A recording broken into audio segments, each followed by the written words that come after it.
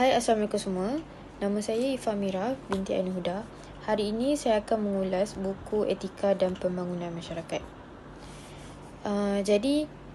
Buku ini ialah karya Suraya Ishak.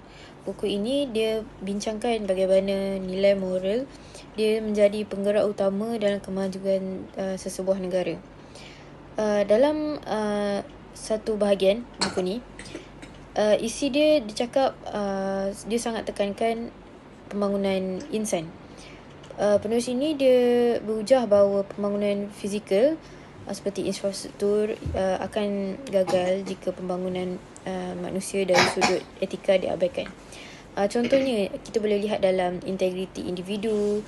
Dia bukan lihat kepada kemewahan material semata-mata. Isi kedua ialah penerapan teori etika dalam pentadbiran. Buku ini menguraikan tentang teleologi. Dia menilai tindakan berdasarkan kesan. Dan satu lagi, deontologi yang mementingkan prinsip kewajipan. Kemudian penulis nak kita faham yang setiap perancangan dalam pembangunan perlu seimbang antara mengejar matlamat dan mematuhi peraturan moral yang dah disedia ada lah.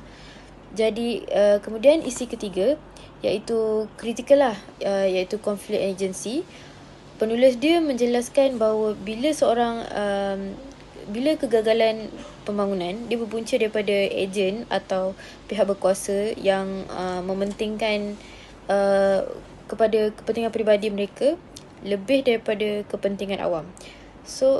Jadi isu ketidaktulusan itu sangat menjadi satu cabaran lah dalam mencapai pembangunan yang sebenarnya bersih.